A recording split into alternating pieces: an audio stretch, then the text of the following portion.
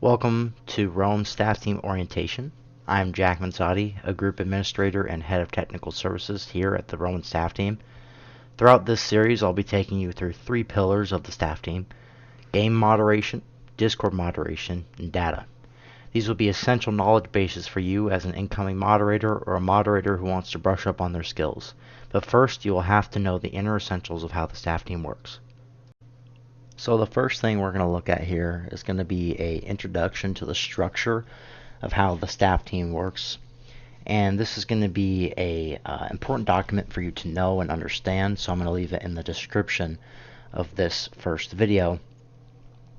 But essentially, it's going to lay out the rank structure here, and we're going to go through it. The head of staff oversees all staff operations. The deputy head of staff, in charge of all day-to-day operations of the staff team, oversee all human resources actions, including but not limited to disciplinary actions and staffing changes. Oversee all hiring. Oversee all crews in order to remedy any issues within them. Senior administrators are members of the Human Resources Department. Audit moderations to ensure policy compliance throughout the staff team. In charge of all hiring, goal is to keep a balance between the personnel and all crews or groupings of moderators. Oversee all necessary disciplinary action and training. Administrators are going to be in charge of each crew or grouping of moderators, which could range anywhere from 4 to 7 senior moderators, and trial moderators. They are in charge of disciplinary action, mentoring, and training within their crew, and they do not hire. Senior moderators are just a member of a crew, but they also mentor and train moderators in their crew that may be new or have questions or concerns. And then finally, these last two here: member of a crew or a grouping of moderators, moderate both game and Discord as infractions are observed or reported. And what is likely most of you viewing this video, you will be a member of a crew or a grouping of moderators, moderate both game and Discord as infractions are observed or reported. Goal is to seek as much mentoring, training, and information as possible from the peers in their crew as they work to become a moderator. So, the crews are our way of organizing moderators, and you'll see a common occurrence throughout the document was to refer to them as a grouping of moderators. And that's essentially all they are. We have, I believe it's 3 crews at the moment, but it could expand to 4 depending on our load and what we determine there. But once again, essentially a crew is just a grouping of moderators that's headed up by an administrator and contains senior moderators, and trial moderators. Hopefully the senior moderators and moderators are focusing on training, orienting, answering your guys' questions, as most of you are likely trial moderators, like I said earlier, to get you acquainted to the staff team and to hopefully help you work towards that moderator promotion a little quicker. If you want to learn more, and you should, about crews, they're going to be in this section and answers more in depth. What are they? Who manages each crew? What do moderators do in a crew? How will disciplinary action work now? This is an important section I would definitely recommend reading to understand how you might be disciplined in the staff team and what is expected of you. Just a brief overview of that. This also explains how staff member of the month will work, and then crew personalization. So I'm going to recommend that you stop the video now, go to the link in the description, and read over this document, and start again when you're done. Taking a quick stop here in the hub before we get into our game moderation section of this orientation video, we're going to take a look at bypass. And when you become a member of the staff team, you are automatically a member of the bypass team. So what that means for you is you have additional duties to your current moderation duties, which entail game moderation and Discord moderation, but now you will also be expected to go through some of these bypass applications. And what this might look like for an end user is if they join the game and they are a new user, or if they have some other characteristics that might make the system believe that they are an alt, the system's going to lock them out essentially, but it will prompt them to send in a application. And I say that lightly because it is not really an application. It is just essentially them sending in their name and their information to be reviewed by a member of the bypass team. So what this might look like for you in the game is you're going to click on this A down here, And if you want to review applications, they'll be listed here. Now you'll see currently there are 0 because our bypass team is amazing. But what it would look like if there was one there, it would say their ID and then it would say view. And then you would just essentially click on that if that is the one you want to look at. It's going to pull up a bunch of information like their name, their user ID, their image, their groups, their ranks in the groups, join date, follower count, badge count, friend count, all these things that you might be looking at if you wanted to determine if an individual is an alt manually. And once you make that determination, you'll click accept or deny at the top. And for the end user, if you click accept, they will be whitelisted past the system's detection into the game and be allowed to play. Deny, they will not. And that is it for them. Other than that, there is a edit access button. You won't really use the whitelist button, but essentially it is as it says. It's manual whitelist. So you'll enter a Roblox ID, click whitelist or remove access. Mostly you'll use remove access if you made a mistake or something or the other. And it's also important to note that all the actions on this panel log to the Discord. Alright, so past the hub and all the bypass information, we're now into the main game. And we're going to really look at the meat, if you will, of the in-game moderation portion of being a moderator. Now, we are a portal-based staff team, which essentially means we don't use Adonis admin commands, which are in the game for administrative type commands, such as ban, warn, kick, anything of that nature. That's all going to be done by a portal. And with that being said, all moderators will receive a degree of admin in the game. Of course, this depends on your rank in the staff team, but this will be used for teleporting to a degree if necessary. Logs, of course, chat logs, spectating, everything else that's necessary to take action and observe and protect the game. So from there, with us being a portal staff team, we do see a portal button on the right. Now this will probably look a little different on your screen given that I just have a big screen, but it's going to open up, and the first thing we're going to do is look at some of the different options in here. So we're going to click this little burger menu on the side. We're going to see ban, warn player, warnings, and data viewer. Now data viewer we get into in part 3 of the orientation series. Today we're focusing on ban player, warn player, and warnings. Bans will become available to you when you become a moderator. The reason they're in this in-game panel is so that they can be removed, essentially, due to ticket responses. But as a trial moderator, you cannot take tickets. So, yeah, that's that. Now, we're going to start off on Warn Player. It's self-explanatory. The panel has prompts, but to kind of understand the moderation guidelines portion behind it can get a bit confusing if not properly explained. So we're going to see these inputs such as username or ID, offense count, and evidence. We're going to follow all of these to a T.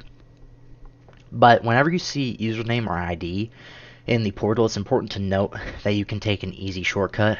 So I'm going to use my alt for an example in this orientation. The count is 1_A3, so you can see it starts to autocomplete in the gray text. I'm going to press enter when I see that to autofill that and to get that done for me. Now, moving down to offense and offense count, what we need to do is, let's say in this example, my alt account was chat spamming, and that's an action we're going to take. We're going to go down to warnings. We're going to use the search bar, and once again, you're going to see the autofill, as is common throughout the whole portal, like I said. You're going to press enter. You're going to see nothing pop up, so he has no warnings, so we're good to go. We're going to go back to warn player. Now, it's important to reference our moderation guidelines in the pinned staff channels in the Roman Moderation Discord server. So heading over here, I already have it highlighted. It's in the game offenses because we're in the game. So I'm going to go down to it. It says chat spamming, warn, kick horn, 3-day ban. Now these arrows signify the offense count, as is said in the portal in-game. So we're on offense count 1 because we looked at his warnings and we saw he wasn't warned or kicked or banned for chat spamming in the past. So going back to the game, we're going to be able to fill this in by saying chat spamming and following the format 1 out of 3. So there's 3 progressions in chat spamming, as we saw back here. Kick warn, 3-day ban, and we're on the first one, so we're going to say 1 out of 3. Now I'm going to take a random screenshot and copy the link, but obviously you want your screenshot to articulate the offense that you are trying to stick to this user, and you want it to show it clearly. I'm going to add that and simply press the plus button. So I did want to take a quick second here to interject. There is another way to include links in your moderations. This might be more applicable to Discord moderating, but this might still be something you might want to do. Totally up to you. It's not required as of now, but it might be in the future. However, you can go to this uploads channel that is down here in staff logging. I'm going to choose to upload my profile picture just for this example. I'm going to press enter.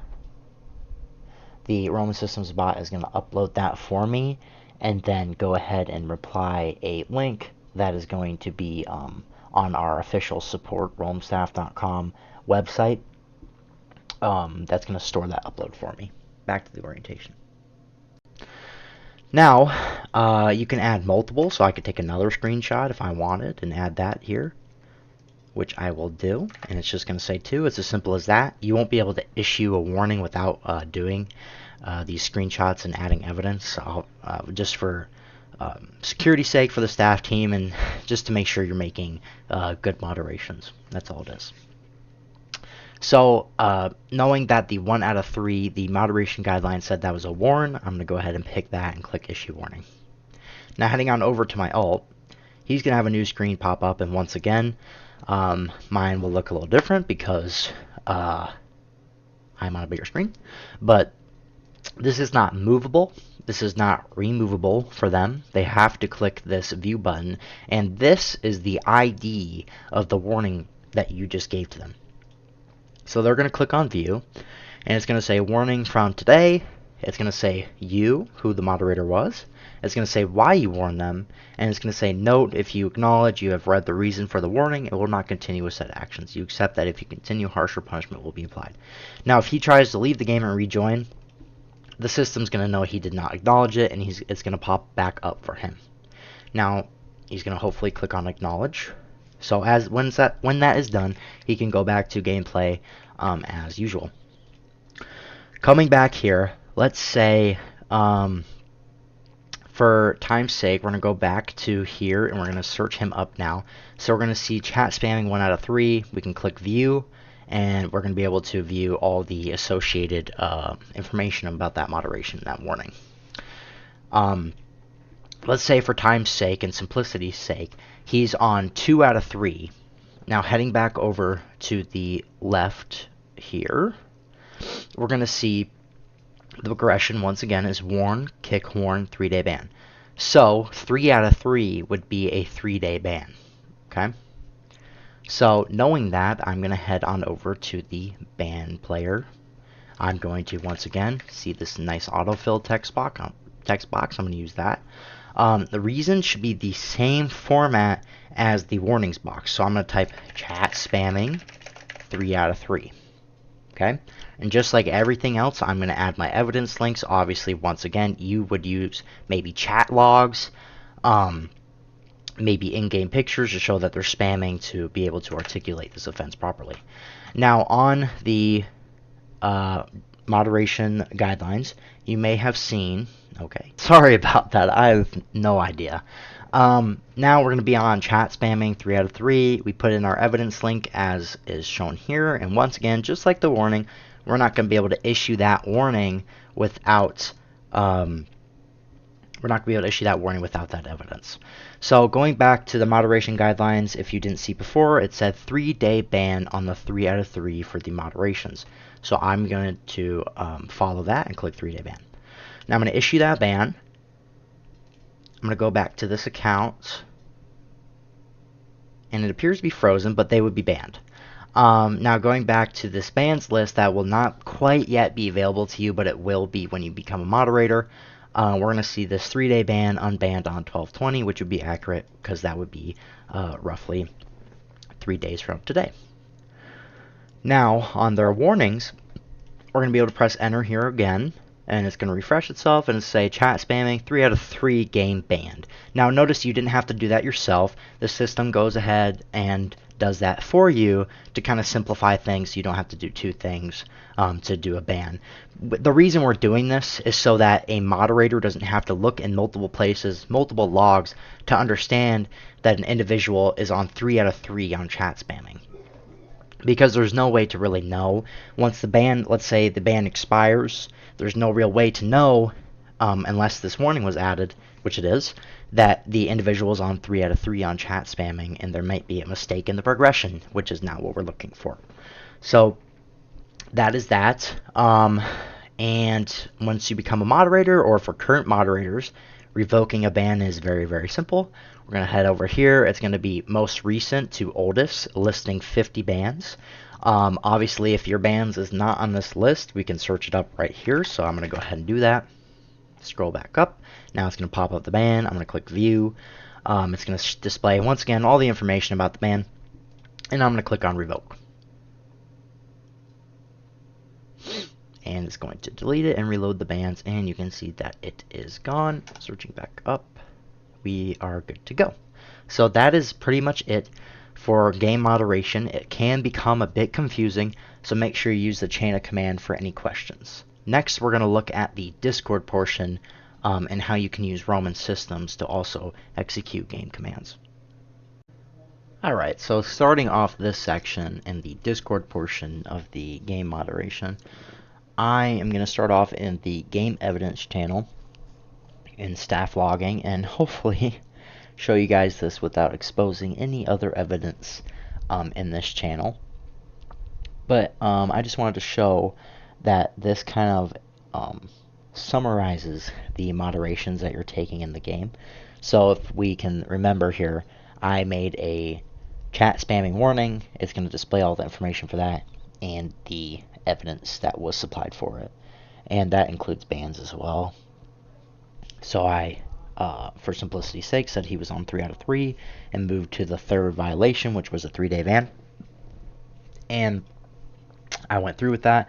So now that is going to show up here in game evidence, and you'll see in the next orientation video for Discord moderation that the same applies for the Discord evidence channel.